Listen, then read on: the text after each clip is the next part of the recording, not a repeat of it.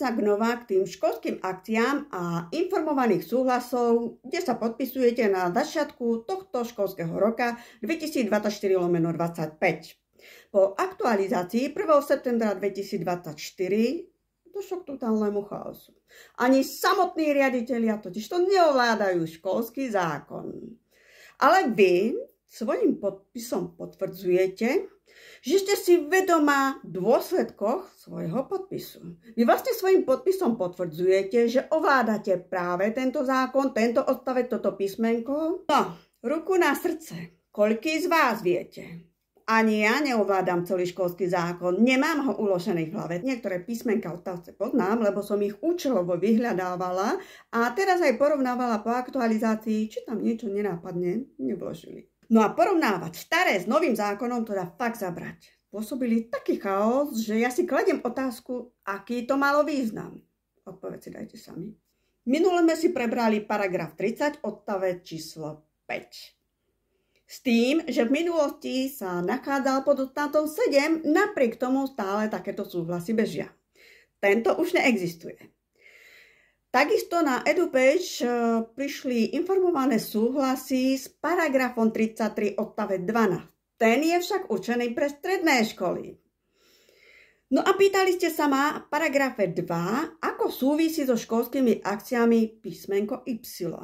Tento paragraf 2 určuje základné pojmy tohto školského zákona a písmenko Y, citujem, katalógom cieľových požiadaviek, dokument, ktorý určuje požiadavky na vedomosti, zručnosti a schopnosti žiakov na maturitnú skúšku. No, nejako. Totižto tento odstavec bol podsunutý po aktualizácii na X. A oni zrejme tým mysleli, budem citovať, informovaným súhlasom je písomný súhlas fyzickej osoby, v ktorom sa okrem jej vlastnoručného podpisu uvedie, že táto osoba bola riadne poučená o dôsledkoch jej súhlasu. Skutočne vás poučili? A o čom? Na základe čoho? Keď niektoré odstavce neexistujú. Takýchto perličiek bude pravdepodobne viac. A vy, rodičia, podpisujete hlúposti.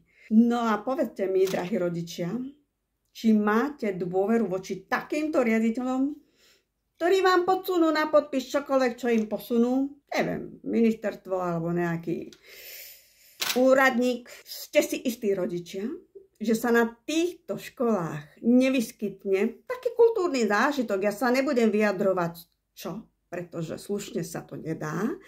Podaní pani Soni Ferienčikovej video tu pochopiteľne dávať nebudem, nevidela som ho a nedá sa na to pozerať. Zbierka v záujme ochrany maloletých stále pokračuje. Spoločne s komisárom pre ľudské práva chceme v boji proti riaditeľom v súvislosti s ruškami pokračovať. Na to však potrebujeme nemalé finančné prostriedky, ktoré nemáme. Takže vás prosíme, aby ste prispeli aspoň 1 eurom. Veľmi nám to pomôže. Číslo účtu vidíte aj na obrazovke.